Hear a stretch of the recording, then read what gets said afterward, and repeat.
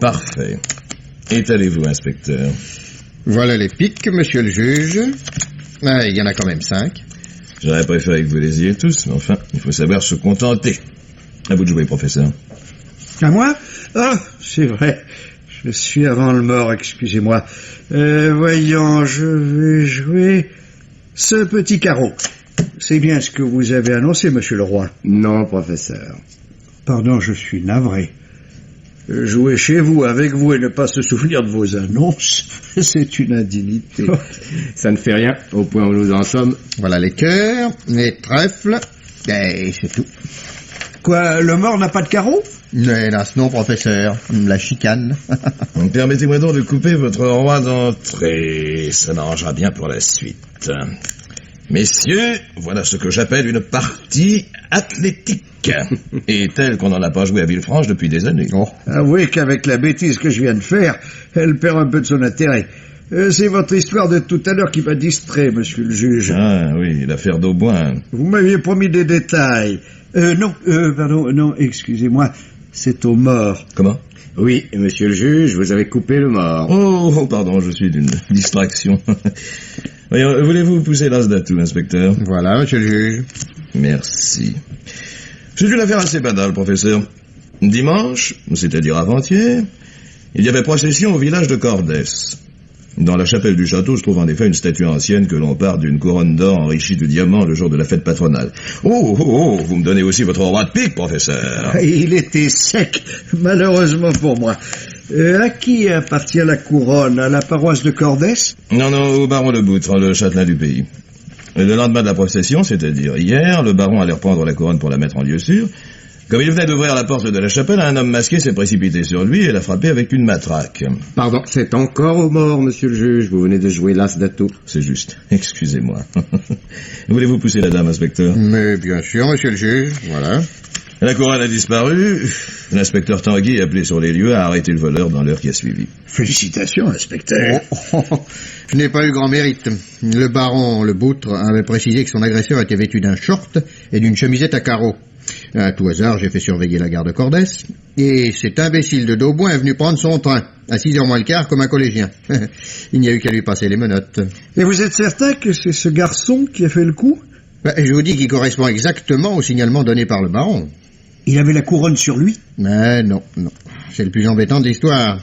Et pour lui faire avouer où il l'a caché, ce sera une autre paire de manches. Permettez, inspecteur. À mon point de vue, le plus embêtant de l'histoire, c'est que Jean d'Auboin se souhaite évader de la prison la nuit dernière, en tuant le gardien Paoli. Vous avez encore un cœur à mettre sur mon as, j'espère, monsieur le juge. Bien entendu, monsieur le roi. Vous savez que je ferai n'importe quoi pour vous être agréable. Ah, allons bon. Excusez-moi, je vais répondre. Allô? Hein? Oui, je vous le passe. Pour vous, inspecteur. Tiens, peut-être des nouvelles de notre client. Allô, inspecteur Tanguy à l'appareil. Oui, bonsoir, Lancelot. Ah bon. Bon, j'arrive. Oui, je le préviens. Messieurs, je crois qu'il va falloir interrompre la partie. Ils ont retrouvé d'Auboin? Ah non, monsieur le juge. Ce qu'on vient de trouver, c'est un colleur d'affiches nommé l'Empereur, dans un galetas de la rue des Jolis Cœurs, avec un couteau planté dans le dos. Vous venez avec moi, peut-être?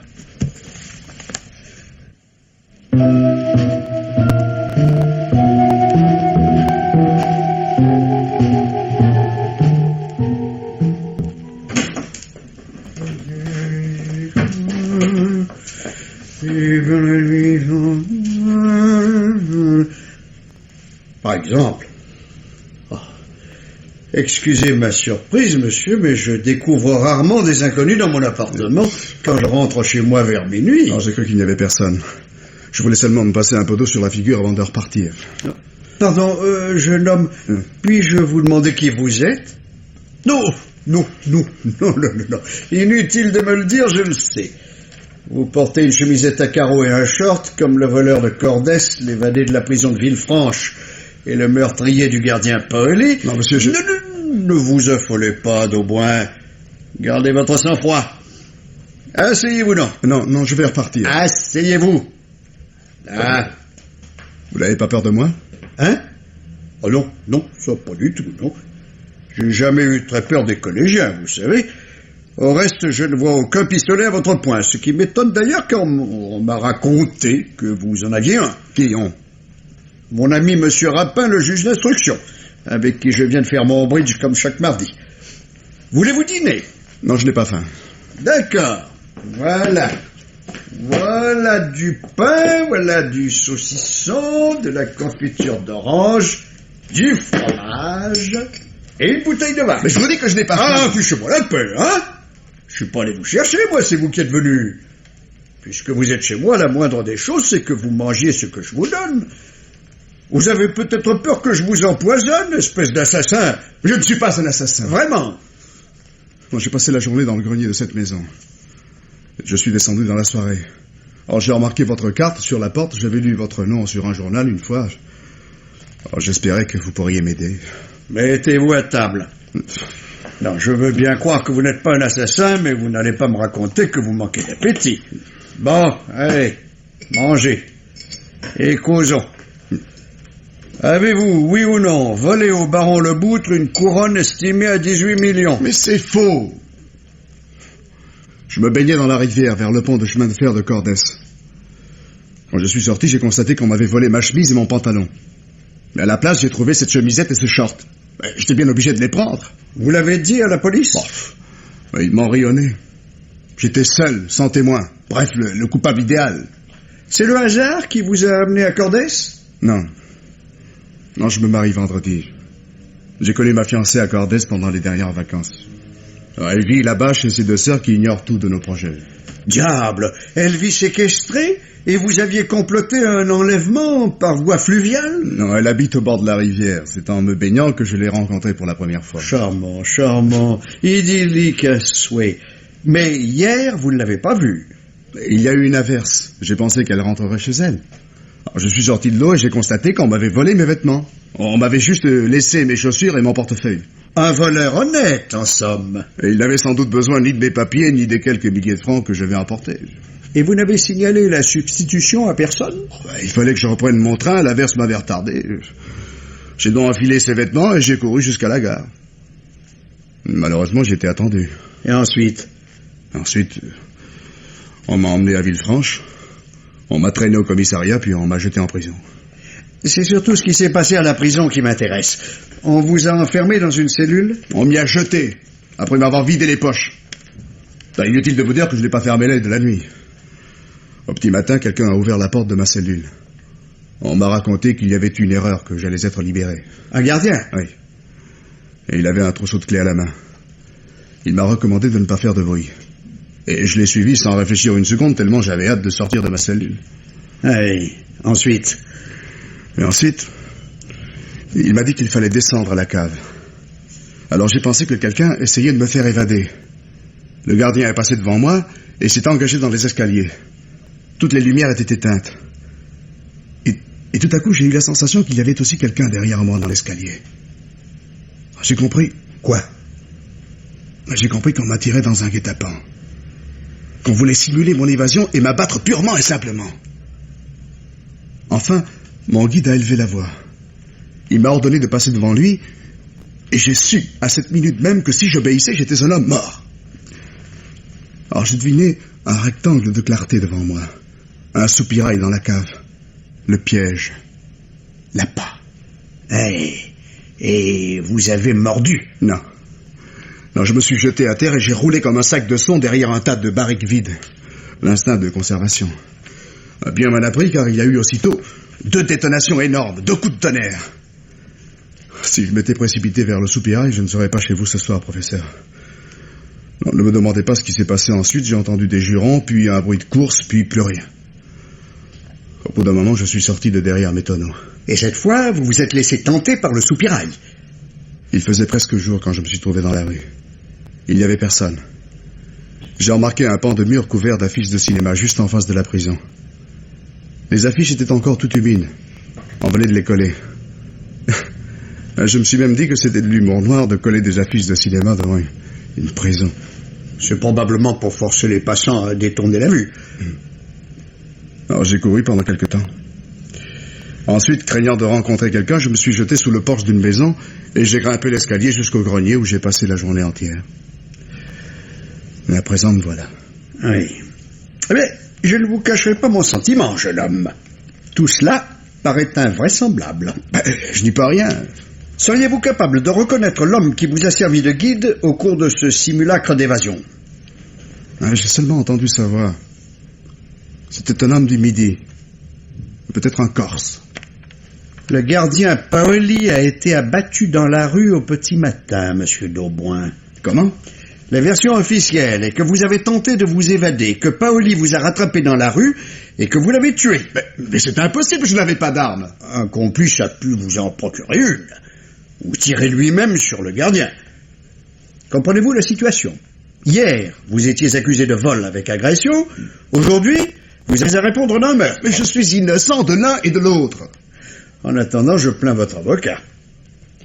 Tenez, passez donc cette chevalière à votre doigt.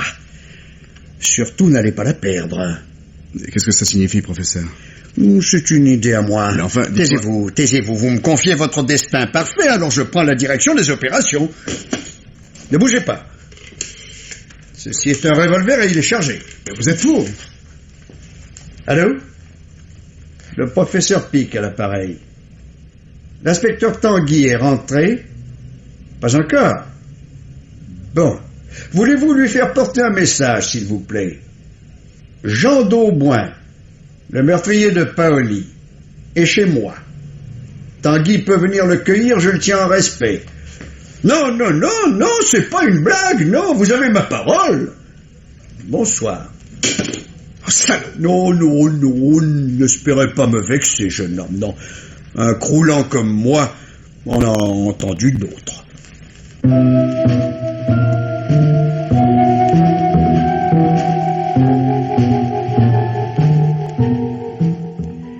Du diable si je pensais vous recevoir dans mon bureau en tant que témoin, professeur. La version du directeur de la prison vous intéresse peut-être. Au plus haut point. Eh bien, je vais vous faire une faveur spéciale. Vous allez l'entendre. Vraiment? Vous me comblez, monsieur le juge. Je ménage toujours mes partenaires de bridge, professeur. C'est mon côté fair play. Monsieur Lanzer, entrez donc, je vous prie. Pardon. Mes respects, monsieur le juge. Monsieur Lanzer, je vous présente le professeur Oscar Pick, qui a été mêlé involontairement à notre affaire et qui serait donc heureux d'entendre votre déposition. Vous connaissez celle de Dauboin, n'est-ce pas? Bien sûr, monsieur le juge. On aurait tenté de simuler une évasion pour l'abattre. Purement et simplement. C'est une histoire à dormir debout. Car enfin, s'il y a un mort, ce n'est pas Dauboin, mais le gardien Paoli. Les faits se sont passés tels que je les ai rapportés. Dauboin a tenté de s'évader, Paoli a voulu l'arrêter. Au moment où il allait le rejoindre, Dauboin a tiré sur lui. Voilà. Il a tout de même fallu qu'on facilite son évasion, ne pensez-vous pas? Le gardien de service était ivre, monsieur le juge. Il sera d'ailleurs évoqué. Lorsqu'on vient amener Dauboin hier soir, il n'avait aucune arme sur lui, bien entendu. Bien entendu. Quelqu'un la lui a donc procuré. Ou bien c'est son complice qui a tiré sur Paoli. Oui. Quoi qu'il en soit, votre responsabilité est engagée, monsieur Lanzer. J'ignore les sanctions qui seront prises à votre encontre. Manque de surveillance, un gardien ivre-mort, une prison dont on s'évade dès qu'on y entre. Tout cela est bien peu rassurant pour les honnêtes gens. Je fais le maximum, monsieur le juge. Si l'on est mécontent de mes services, qu'on en mette un autre à ma place. Vous avez des arguments très convaincants, monsieur Lanzer. Vous pouvez disposer. Monsieur le juge, monsieur. Que pensez-vous de cet homme, professeur? Je ne sais pas encore. Il faut d'abord que je récapitule les annonces. Et le crime d'hier soir, au fait? Un colleur d'affiche nommé l'Empereur, assassiné chez lui. Les détails originaux, une voisine a vu une femme en grand deuil frapper à la porte de la victime peu avant l'heure du crime. A-t-on perquisitionné chez la voisine, par hasard? Pourquoi diable? On y aurait trouvé de nombreuses bouteilles vides, sans doute. L'abus de l'alcool produit des visions de ce genre. Chez d'autres sujets, ce sont des naïades ou des sylphides qui dansent d'aimables sarabandes. Et chez vous, professeur? Chez moi, c'est la Vénus de Milo qui retrouve ses bras pour danser le twist avec l'inspecteur Tanguy, à mon nez, à ma barbe.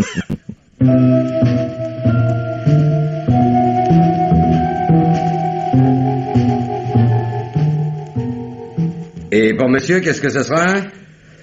À cette heure-ci, ce sera un blanc. Un blanc sec. Ah, rassurez-vous, au bar des amis, on ne sert pas de limonade. Dites donc, placé à 2 pas de la prison comme vous êtes, l'affaire d'hier a dû vous faire une drôle de réclame, non? Ah ouais, je vois ça. Vous écrivez dans les journaux, vous. Absolument pas. Je ne suis pas non plus de la police, si ça peut vous rassurer. Ouais. Je m'intéresse seulement au sort de Jean d'Auboin. Tiens. Mais vous ne seriez pas le professeur Pic, par hasard? Comment l'avez-vous deviné? L'inspecteur Tanguy est un client.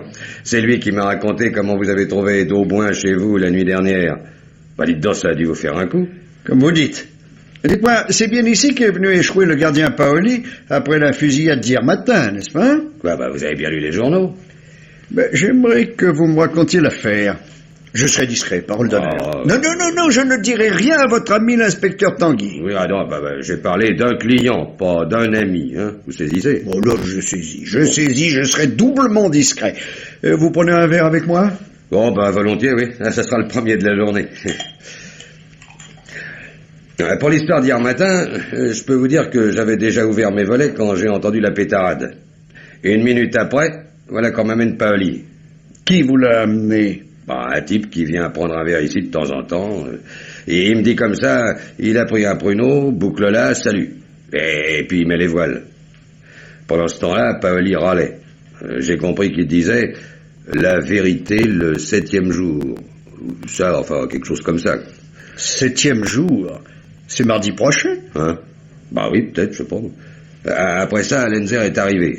Lenzer, c'est le directeur de la prison. Oui, je le connais de vue. On a téléphoné à l'hôpital pour une ambulance, mais Paoli était déjà mort. Ils l'ont embarqué, et puis voilà. Dites-moi, je m'excuse d'insister, mais ce type qui a amené Paoli... Bah, il vient prendre un verre quand il passe par ici, avec tout son bazar. C'est un colleur d'affiches. Oui, on rigole même chaque fois parce que il s'appelle l'empereur.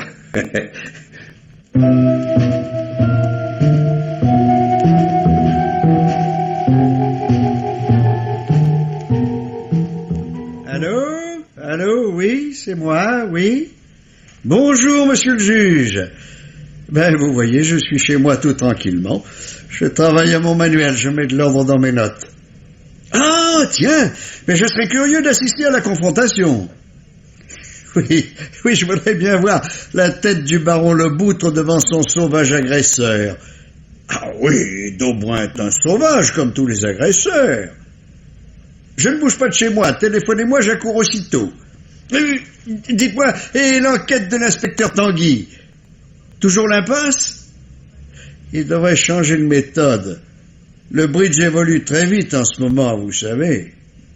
Entendu. Merci. À bientôt.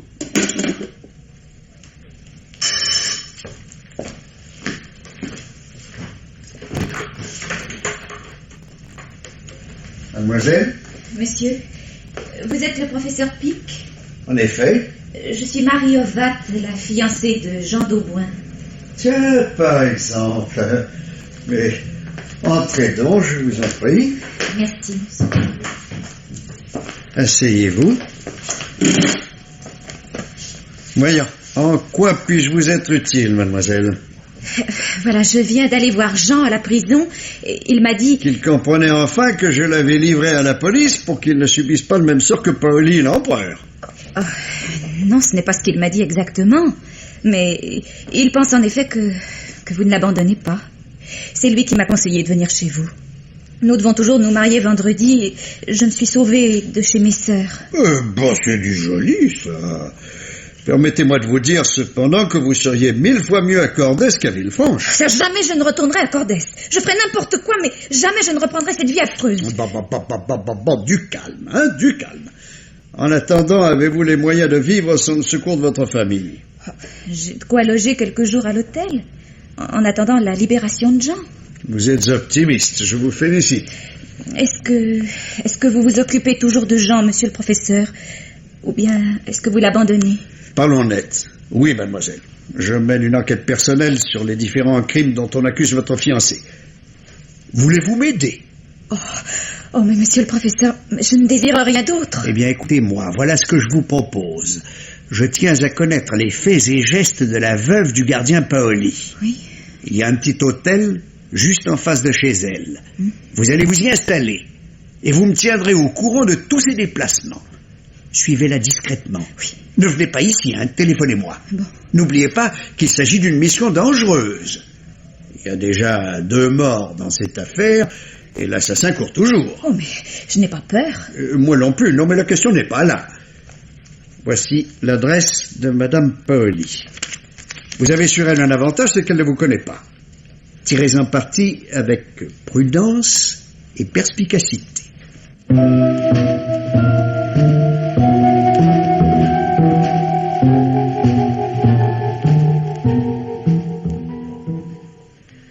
Monsieur le baron, j'ai l'honneur de vous présenter le professeur Pic, qui est un de nos principaux témoins dans cette affaire.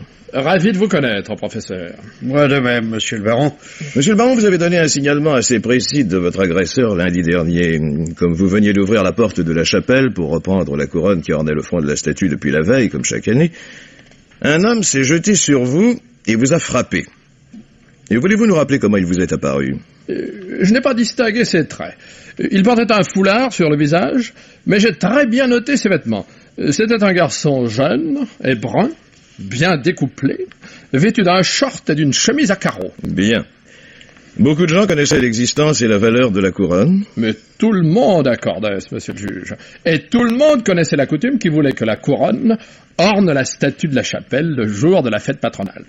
Je n'admets pas le vol, mais si le voleur restituait l'objet, je retirerai ma plainte. Je ne suis pas vindicatif. Même dans ce cas, l'action de la justice suivrait son cours, car l'affaire a eu d'ores et déjà des conséquences d'une extrême gravité. Nous allons procéder à la confrontation. Restez assis, je vous prie. De point. Pardon. Votre avocat n'est pas venu. Ce n'est pas gênant. Il ne s'agit pas d'un interrogatoire. Monsieur le baron, reconnaissez-vous votre agresseur? Aucun doute n'est permis, monsieur le juge. C'est lui. C'est faux, je ne vous ai jamais vu, vous mentez. Taisez-vous, Dauboin. Monsieur le baron Leboutre a le droit de parler.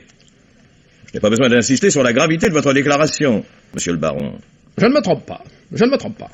Qu'il me rende la couronne, je retire ma plainte. Non, enfin, c'est incroyable, je jure que je ne connais pas cet homme. Mais permettez-vous de poser une question à monsieur le baron, monsieur le juge? Mais volontiers.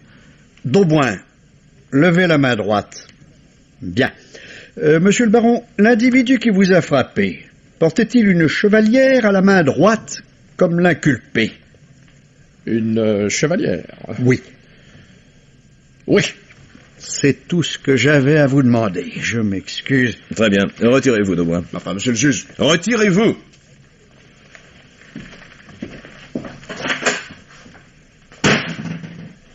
En mon âme et conscience, je vous ai exprimé ma conviction, monsieur le juge. Je jurerais que c'est ce garçon qui m'a frappé.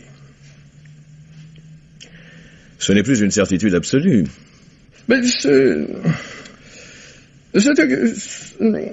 après tout, je n'ai pas vu son visage lorsqu'il s'est jeté sur moi. Non, je ne puis l'accuser formellement. Mais alors ce n'est qu'une présomption. Oui, monsieur le juge. Bien, ces scrupules vous honorent. Je vous remercie, monsieur le baron. Messieurs.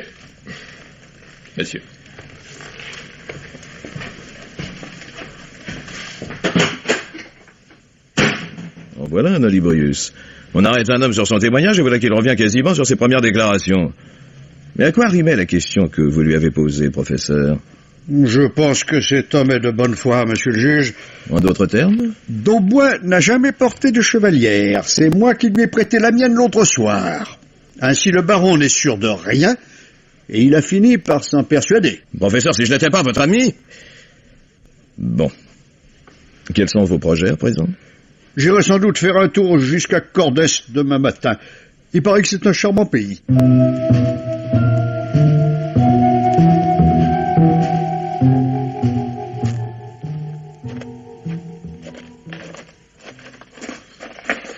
C'était que vous allez chez le baron, monsieur? Oui, je cherchais la sonnette, précisément. La sonnette? Depuis 20 ans que je suis facteur à Cordès, j'ai jamais vu de sonnette à la grille du château, moi. Quand on veut entrer, on entre et voilà tout. Vous venez lui acheter quelque chose au baron? Peut-être. Alors faut vous presser, hein. Il aura bientôt tout vendu. le meilleur du mobilier, c'est des antiquaires de Paris qu'il a embarqués. Des camions entiers. Oui, monsieur. Non, ça n'empêche pas que le château va y tomber sur le crâne au baron. Ça va lui tomber dessus un de ces 4 matins. On fait rien réparer, il pleut dans les combles. Ah, que lui, il s'en fiche, hein, pas de famille, personne derrière lui, alors... Ah. Eh, dites donc, puisque vous allez chez lui, vous pouvez peut-être lui porter le paquet, hein? Mais bien sûr, si ça vous arrange. Ah, ça m'évitera de traverser le parc. 800 mètres aller-retour, ça compte dans une tournée de facteurs, hein? Surtout que... Excusez-moi, mais ce paquet... Oui. C'est une surprise. Ah oui. Ah oui. Mais alors là, une surprise, mon ami. Ah oui, vraiment. Vous savez ce que c'est? Mais non. C'est la couronne. La couronne? La couronne volée lundi dernier? La couronne. Et on lui renvoie par la poste. Crevant, non? Ah non, faut dire que rien ne se perd, au moins par la poste. Dites-moi. Oui. Oh. Comment savez-vous que la couronne est dans ce paquet? Ah ben, c'est au café, là-bas. Je passais, et monsieur David, il m'a payé un coup à boire. Ah oui, monsieur David. Oui, le fils de l'ancien notaire de Cordès. Ah. Un bon garçon, j'aime bien beaucoup, monsieur David. Et il m'a demandé ce que je portais, alors je lui ai dit que j'avais un paquet pour le château. Alors, c'est vrai, il m'a dit, ça doit être la couronne qu'on lui renvoie. Chiche qu'on regarde. Non mais, on faisait pas de mal, hein. Oh, bon, voyons. Et c'était la couronne. Tout bêtement. Il nouille quand même, non? Alors, pas tout ça, et je vous le confie, le paquet. Oh, bon, bien sûr. Je suis ravi de vous rendre ce service. Oh, ben, merci bien, monsieur. Merci beaucoup. Et au plaisir, hein. Oh, remarquez, du plaisir, vous allez en avoir quand vous verrez la bobine du baron.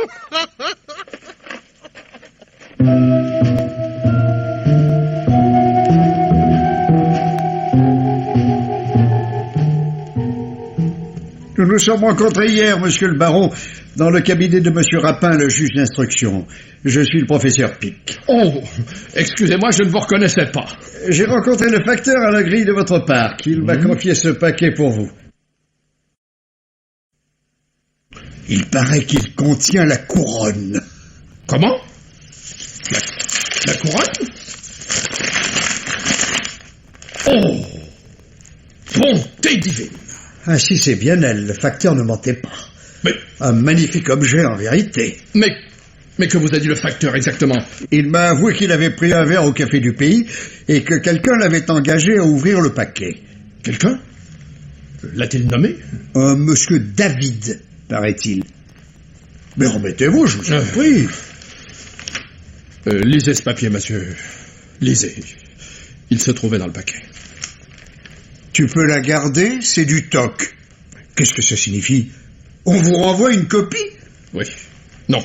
Hélas, monsieur, l'original était une couronne d'or, enrichie de diamants véritables, et valait une fortune. Il y a longtemps que je l'ai fait démonter. Pour la vendre, la vie est dure. Et c'est une vulgaire copie que vous placiez sur le front de la statue le jour de la fête patronale? Eh oui, que voulez-vous? Il n'y a plus tellement de tradition dans ce pays, je tenais à laisser survivre celle-ci. Mais si le voleur n'avait pas retourné cet objet, qu'auriez-vous fait? Ce que me commandait l'honnêteté, j'aurais avoué la vérité. En attendant, un innocent se morfond en prison. Attention, il y a eu vol, on m'a attaqué.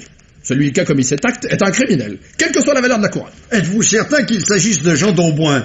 Oh, la façon dont on a ouvert le paquet m'ouvre les yeux. On voulait me ridiculiser devant tout le village, car personne n'était au courant de la substitution, monsieur, personne. Le voleur a vraiment cru posséder une fortune. Ensuite seulement, il a eu l'idée de cette vengeance ignoble. Vous connaissez bien monsieur David, sans doute. Oui, son père était mon notaire. Nous entretenions d'excellentes relations. Le fils, lui, il est vaguement avocat. Il passe le plus clair de son temps à Paris, mais il revient quelquefois à Cordès où il possède encore la maison familiale. Il vit confortablement. Au jour le jour. Il est vrai que s'il gagne sa vie en plaidant les causes des gens qu'il fréquente, il doit avoir du fil à retordre. Enfin, pour moi cependant, l'affaire est classée. Je téléphonerai dès ce soir au juge d'instruction. Je compte sur votre discrétion, monsieur. Bien entendu, monsieur, bien entendu. Je vous sécrète vos confidences. Elles vont aider considérablement la justice, monsieur le baron.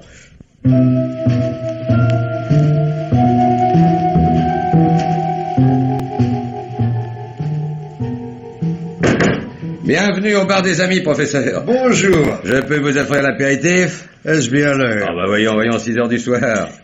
Voilà. Alors, Merci. où en est votre enquête? Ah, j'ai vu le pauvre inspecteur Tanguy ce matin. Il a plutôt l'air dans l'impasse. Oui, il croit maintenant que c'est le même type qui a tué Paoli et l'empereur. Vrai? Oui. Seulement, personne n'a vu d'Auboin du côté de chez l'empereur à l'heure où ce malheureux s'est fait nettoyer. Alors l'inspecteur, sans témoin, il n'est pas à l'aise. Je comprends ça. Dites-moi, c'est un gardien de la prison qui est à l'autre bout du comptoir? Oui, c'est Galifra, celui qu'on avait un coup dans l'aile le matin où d'Auboin s'est tiré de chez eux. On va le révoquer, s'il s'en remettra pas.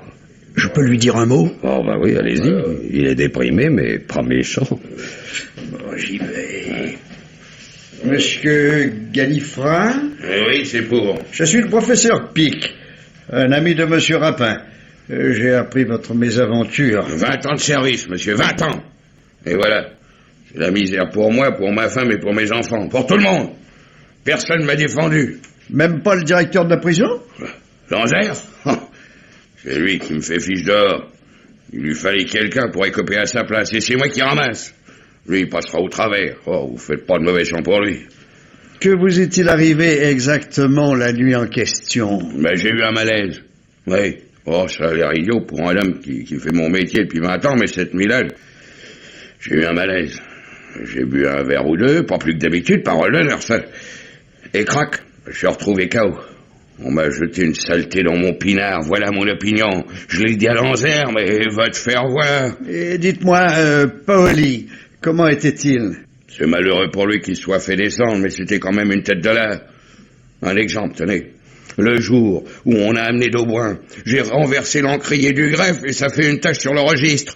C'était moi qui fouillais d'Auboin et Paoli inscrivait ce que je trouvais. Une tache, vous pensez? Oh, vous auriez entendu les ordures qu'il m'a sorties. Devant un détenu. Non. Après ça, allez vous faire respecter. Qu'aviez-vous trouvé sur d'Auboin? Ah, ça, je vous dirais que je m'en souviens pas tellement. Il y avait 2 ou 3 000 balles, un couteau, une montre, ses papiers. Ah si, tenez, je me rappelle qu'il avait un ticket de métro dans la poche de sa chemise de cow-boy. Un ticket de métro? D'Auboin venait donc de Paris? Ah, peut-être, ça j'en sais rien. Est-ce que je pourrais jeter un coup d'œil sur le registre du greffe de la prison, monsieur Galifra? Ça vous intéresse? Ce sera pas commode. Vous êtes encore en fonction. Oh, je vais pas faire long feu. Peut-être puis-je vous aider? Vraiment? Bon, venez demain, c'est jour de visite. Dites que vous voulez voir Gros-Pierre, c'est un pickpocket qui est là au moins 10 mois par an. Filez tout de suite au greffe, je vous y attendrai. Alors demain à 2h, d'accord?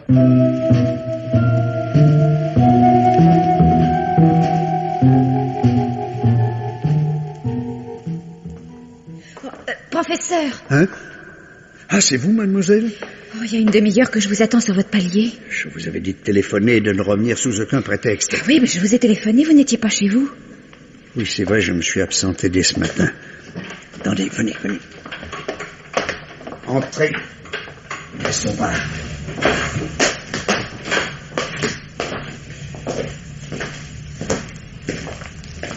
Vous avez appris quelque chose?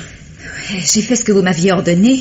Vers 2h cet après-midi, j'ai vu sortir de la maison de Paoli une femme en grand deuil. Je suis descendue de ma chambre et je l'ai suivie. Elle allait au cimetière. Son mari a été enterré ce matin. Oui, ensuite? Alors, j'allais entrer derrière elle quand j'ai aperçu tout à coup Christian David. Qui? Le fils de l'ancien notaire de Cordès. Il descendait de voiture. Seul? Oui. Quand je l'ai vu, j'ai voulu me cacher. Parce qu'on se connaît depuis l'école communale, lui et moi. Alors, il est entré dans le cimetière, lui aussi, derrière la veuve. Je suis entrée à mon tour, il a rejoint la veuve. Mais dites donc, ça devient passionnant, cette histoire. Ils se sont parlé? Ah oui, Et vous avez entendu quelque chose? c'était David qui parlait très vite à voix basse. Il avait l'air furieux. Elle disait rien. Juste avant qu'ils se séparent, il a élevé la voix. Et il lui a dit à peu près: « Je suis filé, si vous ne marchez pas, je m'en fiche. Je préviens la police. » Bigre, il faut vraiment que les affaires aillent mal. La veuve a rien répondu. Ensuite, ils sont partis, chacun de son côté. Voilà, ça vous paraît intéressant? Au plus haut point. Qu'est-ce que vous allez faire? Je vais tâcher d'obtenir la mise en liberté de Jean d'Auboin.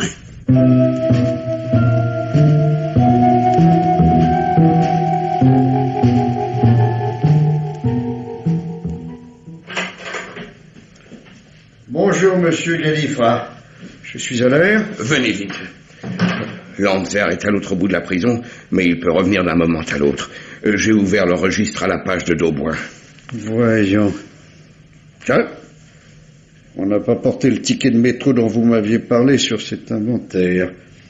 Et cette tâche que vous aviez faite en renversant l'encrier, où est-elle? Hein? Elle n'y est plus. Oh non, tenante. Ah, je vois, c'est Paoli qui a arraché la page et qui l'a recopiée. Vous comprenez, quand il y a une inspection, il faut que ce soit net. Et il y a pourtant la signature de Dauboin. Paoli l'aura imité. Pour ce que Dauboin avait sur lui. Et vous êtes certain que l'inventaire est de la main de Paoli? Non, ça je peux le jurer. Galifra, qu'est-ce que ça signifie? Oh, monsieur Lanzer. Nous nous sommes déjà rencontrés chez le juge d'instruction. C'est monsieur le juge qui vous envoie, professeur? Oui et non. Et quoi qu'il en soit, je ne demande que vous êtes agréable.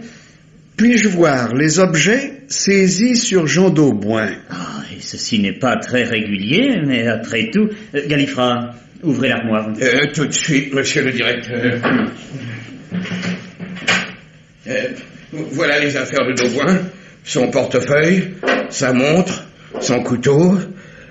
C'est tout? Y a-t-il quelque chose d'autre sur le registre? Précisément, monsieur Lanzer. J'ai l'impression qu'on a collé un autre feuillet sur ce registre, à la page qui concerne Dauboin. On ne peut rien vous cacher, professeur. Il y avait une tache sur le feuillet original, et Paoli a cru bon de le recopier sur celui-ci.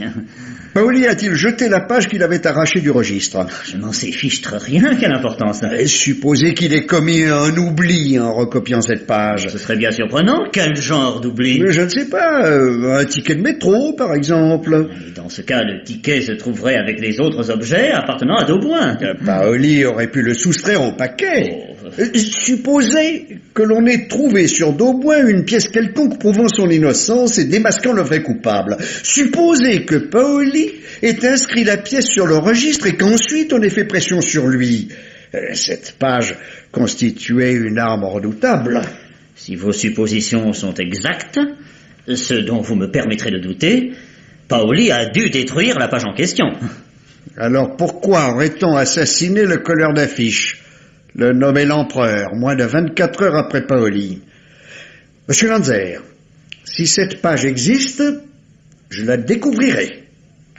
Et la suite ne se fera pas attendre. Bon courage, professeur.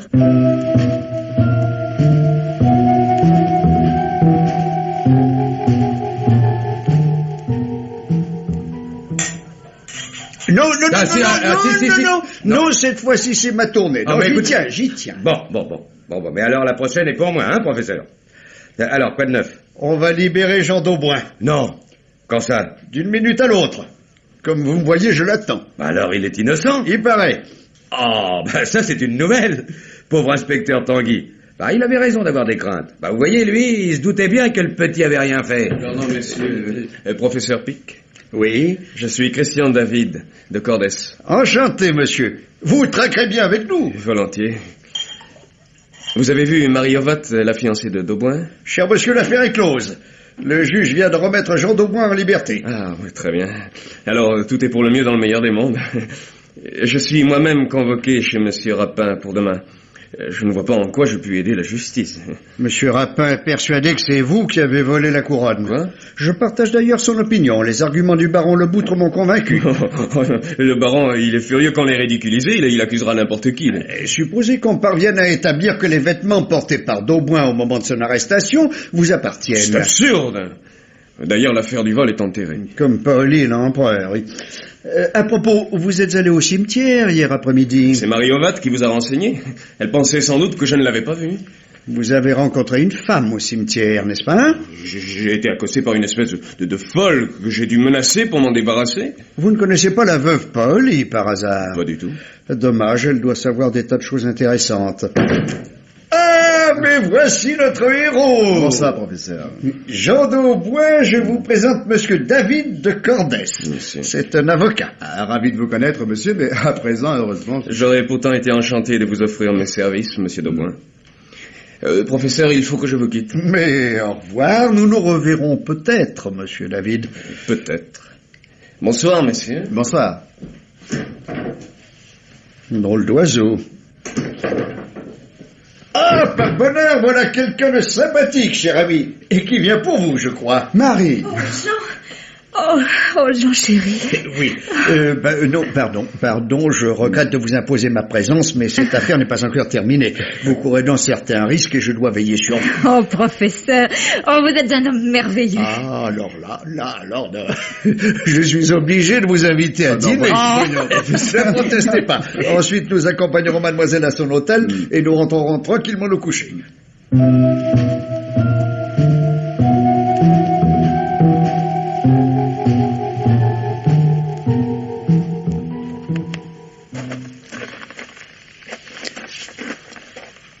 Belle nuit, vraiment. Et quel calme. Voyez la prison au clair de lune. Ne dirait-on pas un pensionnat de jeunes filles? Oui, c'est vrai. Mais à l'intérieur, je vous jure que c'est bien différent. À propos, vous avez signé sur un registre à votre entrée à la maison d'arrêt. Une seule fois? Oui, on m'a tout rendu ce soir quand je suis sorti. Bien sûr. Ainsi, quand vous vous êtes évadé mardi matin, vous êtes sorti par ce soupirail. Oui, celui-ci. Et je me suis enfui par là, vers chez vous. Pendant que Paoli, lui, se dirigeait à l'opposé vers le bar des Amis, en principe à votre poursuite. Ah, il ne me suivait pas. Il était parti avant moi, j'en suis sûr. En admettant qu'on ait tiré sur vous dans la cave, on a pu se tromper, vous rater et blesser Paoli par erreur. Mais alors, pourquoi diable Paoli est-il sorti de la prison et s'est-il traîné jusqu'au bar des Amis? Interrogez les affiches de cinéma, elles savent peut-être ce qui s'est passé. Celui qui les a collées sur le mur le savait, lui, il en est mort. Dans 4 jours, elles disparaîtront, et le successeur de l'empereur en collera d'autres. Mais attendez donc. Mardi, mercredi, jeudi, le 7e jour, 3 plus 4, ça fait 7, n'est-ce pas? Professeur!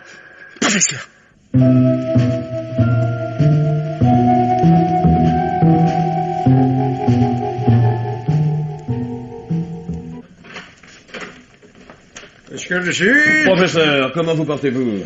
Pas trop mal, merci.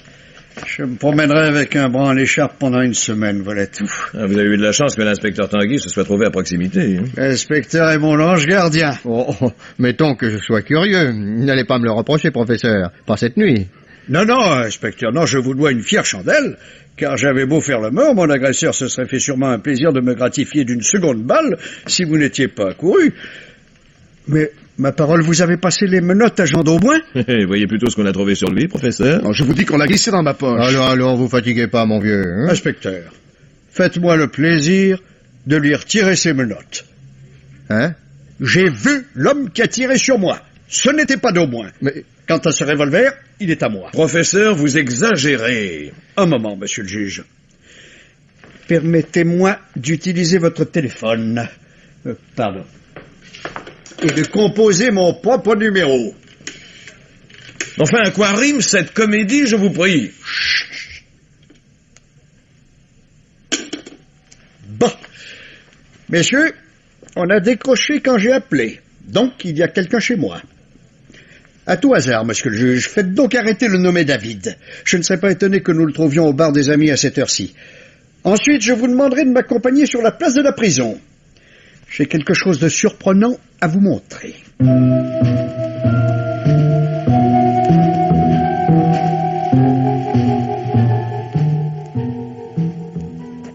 Tiens, monsieur David, vous étiez au bar des amis, sans doute. Vous avez raison, professeur. C'est là que je l'ai cueilli. Mais enfin, comme veut-on, monsieur le juge? Je préférerais aller me coucher. Vous auriez dû y penser plus tôt, cher monsieur.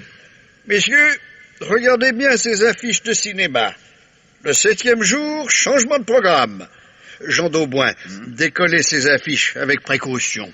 Toutes, s'il vous plaît. Une par une. Mais que faites-vous donc, professeur? Paoli a arraché la page du registre du greffe de la prison. Il veut faire chanter quelqu'un. Ce quelqu'un le blesse mortellement. Paoli se traîne dans la rue. Sa dernière pensée est de cacher le document.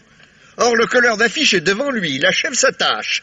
Professeur, regardez. La page du registre, messieurs.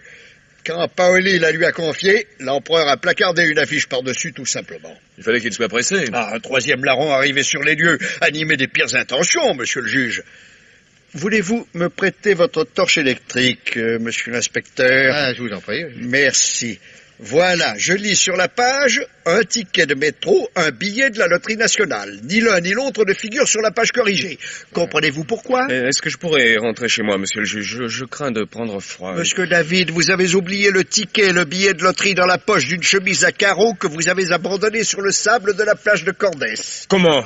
Vous m'accusez, moi? Vous aviez gagné le gros lot, et la dernière tranche a été tirée lundi. Mais expliquez-vous un peu, professeur, je vous en prie. Volontiers, monsieur le juge. Voulez-vous venir chez moi? Nous serons plus à l'aise. Suis-je bien utile? Mais je pense bien, monsieur David, vous êtes même indispensable.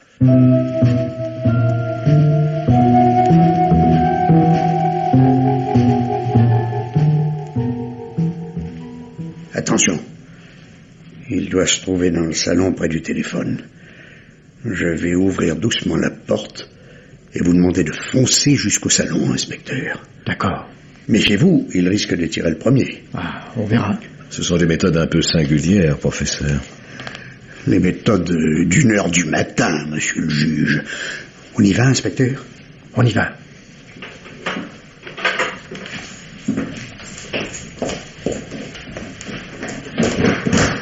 Pour les mains! Par exemple. Quelle surprise! Que faites-vous chez moi, monsieur Lanzer, et dans cette tenue? Mais il s'est déguisé en veuve, ma parole. Une femme en grand deuil est montée chez l'empereur peu avant sa mort, souvenez-vous, inspecteur. Eh oui. Voici la suite de l'histoire, monsieur le juge. D'Auboin a été arrêté lundi. Dans la chemisette qu'il porte se trouve un billet de loterie, auquel il ne prête aucune attention. Le billet est porté sur le registre. Mais le soir même, Lanzer et Paoli apprennent par les journaux ou la radio qu'il s'agit du billet gagnant. Vrai, Lanzer? Je ne parlerai que devant mon avocat. Maître David, ici présent, ne peut hélas remplir cet office car il va se trouver accusé de complicité. Mais je proteste! Ben oui, mon vieux, c'est ça, protester. Donc, Lanzer et Paoli combinent la pseudo-évasion de D'Auboin afin de le supprimer et de s'emparer du billet. Paoli, méfiant, conserve la page arrachée, tandis que Lanzer vole le billet. L'assassinat de D'Auboin échoue, c'est Paoli qui est atteint par la balle de Lanzer. Croyant à tort ou à raison que Lanzer veut se débarrasser de lui pour profiter seul de l'aubaine, Paoli s'enfuit dans la rue, donne la feuille au colleur d'affiche et vient échouer au bar des amis où il trépasse. Lanzer fouille le cadavre, ne trouve pas le document et devine que Paoli l'a donné à l'empereur. Il tuera ce dernier en s'affublant pour la première fois de ce déguisement saugrenu mais commode. Et monsieur David, comment est-il revenu à la surface? Mais monsieur le juge, je vous répète que... Monsieur David, qui a volé la couronne du baron Leboutre, s'aperçoit qu'elle est sans valeur et la restitue. C'est invraisemblable. Complètement. Mais bougez pas en attendant. Ne craignant plus d'être accusé de vol, monsieur David veut maintenant récupérer son billet de loterie dont il a appris lui aussi la valeur. Mais la mort de Paoli et l'étrange évasion de D'Auboin lui ont ouvert les yeux. Il attaque Lanzer de front et le perce à jour. Il lui donne rendez-vous au cimetière. Lanzer met sa tenue de sortie et la rage au cœur, il vient rendre le billet à David pour échapper au scandale. Mais il n'est pas libéré pour autant. Il lui faut encore retrouver la page arrachée qui peut témoigner contre lui. Il me soupçonne, il vient ici, fouille mon appartement sans résultat, me vole néanmoins mon revolver, repart, tente de me tuer, manque son coup et revient m'attendre ici. Eh bien, cette attente n'aura pas été vaine, car je suppose que vous savez ce qui vous attend, Lanzer. Je suis à la disposition de la justice, monsieur le juge. Quant à vous, monsieur David, il nous faudra attendre quelques années avant de profiter du gros lot, je le crains. Je suis la patience même, monsieur le juge. Alors, inspecteur, emmenez-moi tout ce joli monde au dépôt. Nous examinerons l'affaire en détail à une heure plus clémente. Navré de vous avoir causé une si cruelle déception, monsieur Lanzer. Mais, entre nous, êtes-vous vraiment le directeur de la prison de Villefranche, je vous prie? Comment? Qu'avez-vous fait du malheureux Lanzer? Du véritable Lanzer? Vous ressemblez singulièrement à un certain Rakowski, escroc international, dont les nombreuses identités tenaient la police en échec depuis des années.